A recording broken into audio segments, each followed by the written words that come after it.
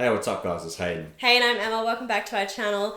We decided once again to put the last two Mandalorian episodes into one neat video. Our schedules haven't been syncing up very well again, so we thought, let's not force it. Let's just talk about these two episodes in one video again. Yeah. So, and then we can see how the episode flows into the next. yeah.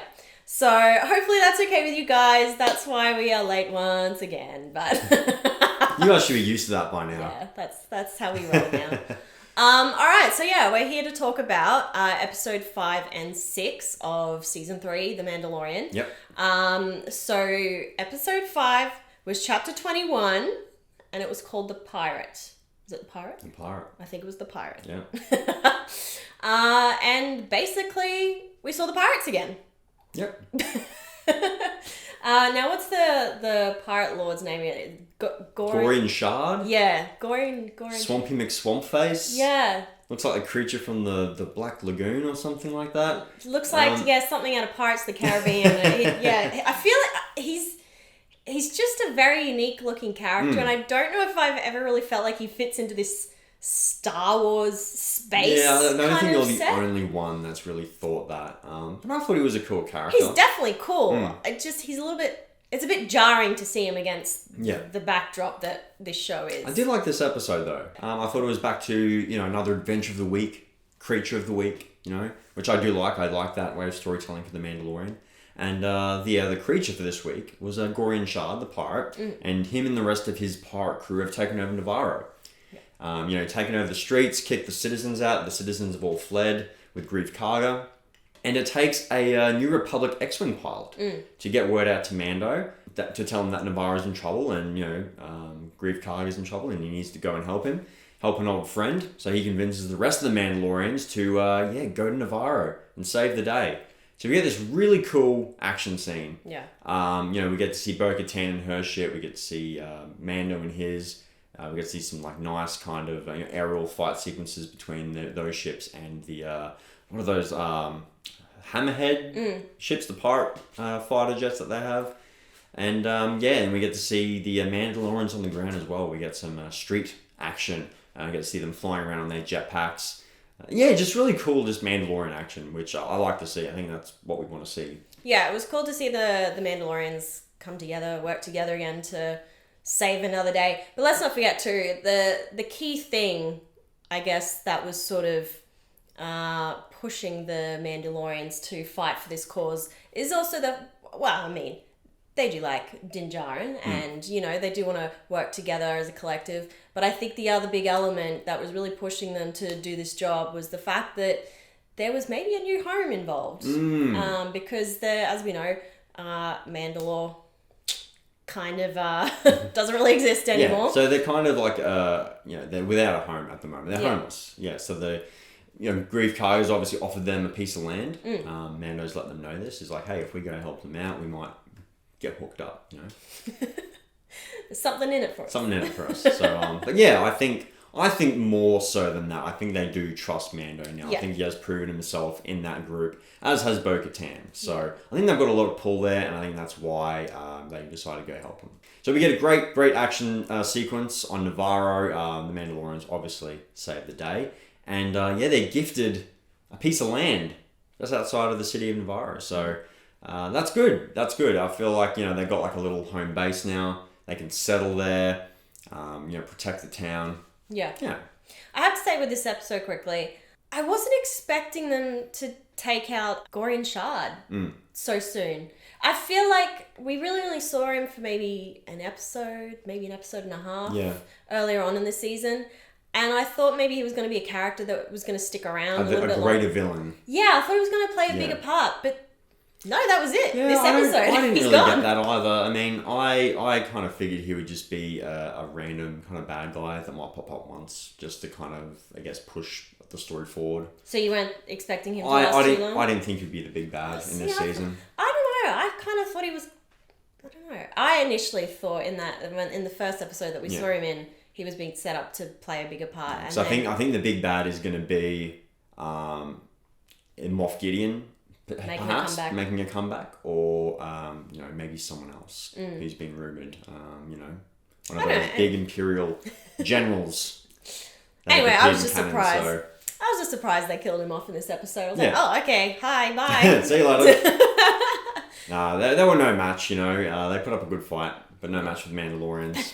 But the end of this episode, and this is the part that kind of does push the story forward a little bit, and something that we have talked about as potentially happening, and it looks like that's the case, is Bo-Katan is talking with the armorer. The armorer asks her to take her helmet off, which is, you know, really weird. Even Bo-Katan's like, what the hell's going on? I think even we were like, hey, whoa. Hey, whoa. But the armorer's like, hey, you walk both ways, and you're the only one that can bring the rest of the Mandalorians together, because we are stronger together. That's the only way we're going to survive. And so, yeah, she pretty much sends off Bo-Katan to find the rest of the Mandalorians. And these other Mandalorians don't wear their helmets, so... No. I guess... Bo-Katan's old crew. Yeah, so I guess that was a way of saying, look, you obviously connect with them, do as they do. Yeah. That is their way, I guess. Yeah, so I guess they got a home now. They got a home base, and now they can get the rest of their crew together and potentially, try and build the Mandalorians back up to take Mandalore. Yeah. Which... as is hinted in this episode and also in the next episode, Guns for Hire, is where this season is going. Yeah. Okay? Yeah, so let's move on to Guns for Hire. Yes, which is where we're up to now. Mm-hmm. So episode 6, chapter 22. And we had some really cool cameos in this episode. And a little bit happened in this. Yeah, yeah. But I'll let you take it away with this one, because I feel thank you. like you've got some opinions on this episode. So look, it starts off with Mando and Bo-Katan going to find the rest of the Mandalorians. They get a hint that they're protecting this town, this city. So they go there, they get like tractor beamed in. So they've lost control of their ship, get tractor beamed in, and then they meet the, I guess, what would you call them, the king and queen of this city, which is Jack Black and Lizzo. Yes, of all people. Weird little cameo there. I was like, what? And I think we heard him more than we really saw. Oh, you hear his voice first. It's like as soon as we heard him, like, oh my god, is this going to be oh my god, it's Jack Black. Okay. Now look, I love Jack Black in anything he does. I love the dude. He's a national treasure. He is. He's a worldwide treasure. I know he's American. I'm saying national treasure. We're Australian. He's a world universal treasure. Yes. Everyone loves Jack Black. Protect him at all costs. But I do think these scenes with, you know, him and like that whole kind of dinner party thing did get a little bit, I guess, colourful and silly for my liking in Star Wars. I know Star Wars is meant to be fun, and Mandalorian has been fun. I just felt this jumped the shark just a little bit, just crossed the line, just the tiniest of bits. I didn't hate it as much as some people, don't get me wrong. I still enjoy this episode, still had fun with it. I love seeing Jack Black. But there was just a little part of me just going, this is just getting a little bit silly. Do people hate this episode? I've seen some people kind of question those scenes, yeah. Well, I ain't one of those. I really enjoyed this episode. I thought it was a lot of fun. And I loved that we had Jack Black and Lizzo. Yeah. And I thought they were a really cool, unexpected cameo. And we got Christopher Lloyd as well in there. Lloyd. But yeah, that's what I mean. It just felt like it was Bryce Dallas Howard, because she directed this episode. Bryce Dallas Howard getting all of her Hollywood friends together, having a couple of drinks, and then just filmed an episode on the side. Wow. So judgmental. I said I liked it. I'm not saying I hate it, but I've got to be honest. Like, I've got to be critical, you know? Like, I love seeing Christopher Lloyd. Don't get me wrong. I love seeing him. Love seeing Jack Black. I wouldn't say I'm the biggest fan of Lizzo. I don't hate Lizzo. I'm just, you know, not really into kind of the stuff she does. There's no reason to not like her. I didn't say anything. Oh my god, you're putting words in my mouth. You are putting words in my mouth.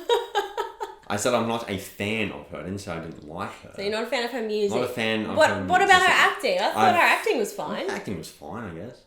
But I wasn't as excited to see her as I was like Jack Black, Christopher Lloyd. Like, those are just like, you know, everyone knows those guys. Yeah. Yeah, just, I don't know, maybe one too many cameos. One or two too many cameos. I think if you just had like, I don't know, just Jack Black in there, or just Christopher Lloyd in there, I think it would have been fine. But then it just got to the point where it's like, oh, okay, they're just going to put in a bunch of cameos now. Where's your sense of fun, mate? Oh my god. Can't be critical. No, you can be critical.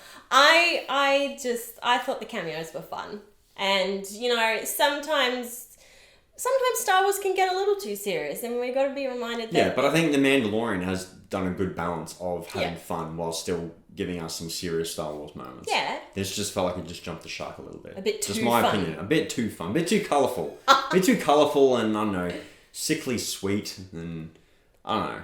But we had some pretty cool scenes with the droids. Yeah, I think as soon as I got to them, like, hunting down these faulty droids, I think that's when the episode really kicked off for me. Yeah. And I really enjoyed that scene. I think it was very Blade Runner-ish, just in, like, the lighting that was used. And you know, we know, like, the chase sequences in Blade Runner. This felt very much like that. As soon as you said it, I was like, oh yeah, I see that. Yeah. Yeah, it was very Blade Runner as soon as you pointed it out. So that was great. Everything about that was great. But yeah, that was probably the main adventure of this episode, was them hunting down these faulty droids. They find out who's behind it, which is Christopher Lloyd's character. They arrest him. They get the thanks of the city, of Jack Black and Lizzo. Little Grogu gets knighted. Oh my He's a knight. That was so random. That was very cute. Is he like Sir Grogu Sir now? Grogu. Man, well, he's got his armor now too, Yeah, and he's just yeah. he's officially like. Is he a knight? like Is he a knight. Jedi Knight? He's he is a Jedi. A Jedi Mandalorian. Yeah. Yeah. But the episode's not over. We actually get a nice little thing at the end with Bo-Katan. Again, this is what's kind of pushing that story forward. She challenges for leadership of the Mandalorian group. Yep. And we get a nice little action sequence there, nice little fight sequence. Bo-Katan, as we know, she's fucking badass. She's badass. She is. Yeah, it takes him down, no issue. But then it's like, all right, well, you need the Darksaber to lead the Mandalorians. You know, that's the rules. And Mando's like, take it, I don't want it. Like, you can't just give it to her. She's got to fight you for it. And he's like, well, I got bested by this robot back on Mandalore, and she killed the thing that defeated me. So by rights, she has the Darksaber. So kind of a loophole there. A little bit. And you're going to hate me for bringing this up, but that whole kind of situation reminded me about, like in Harry Potter. Oh, don't, mate. Oh my god. What? When Harry, when the Elder Wand was really his the whole time because he... I'll stop. Yes, please do. He hates when I bring Harry Potter into everything. The Harry Potter fans will know what I'm getting at. Anyway, so she's now the leader of these Mandalorians. So she's now going to bring them together with the other group, and they're going to take back Mandalore. And they actually say that in this episode. They are taking back Mandalore. It is official. That is where we're going with this season. Yeah. We've kind of been hinting at it. We've kind of been, had our assumptions about that, and it seems like that's where they're going. And look, we're not saying that we're the only ones that have that assumption. There's been a lot of rumors about that's where they're going. So, I'm really excited to see where they go with that. I think that was the right move. I think so. Yeah. Right move for this season. I had a lot of fun with these last two episodes, especially the last one. And yeah, it's going to be cool to see what happens now with Bo-Katan. Stepping up back into the leadership and role. is it going to become more of the Bo-Katan show than the Mando show? I hope not. Yeah, true. Surely not. Yeah. I mean, yeah. It's like, still... what's Mando's role going to be Yeah. in this new hierarchy? Is he going to be like the right-hand man? It's going to be the king of Mandalore? King and queen of Mandalore? I don't know. I still have this feeling that, like, we're going to get to the end of this season and, I don't know, maybe Din Djarin wants to go off on another solo adventure with Grogu. Maybe, I don't know. I feel like it's them two against the world. I feel like it's got to come back to them in the end, and they go off on their next adventure. Yeah, help Bo-Katan take back Mandalore, and it's off to the next thing. Yeah. But I really hope we get more training sequences with Grogu. Yes, more training sequences. His training ain't over yet. He's still got to get his helmet. Oh, so cute. Yeah. Yeah, but no, I did enjoy these last two episodes as well. My critiques of the last episode were very, very minor. I did still have fun with it. It was just that little kind of devil on my shoulder going, this little sickly sweet, don't you think? Little sickly sweet. Yes.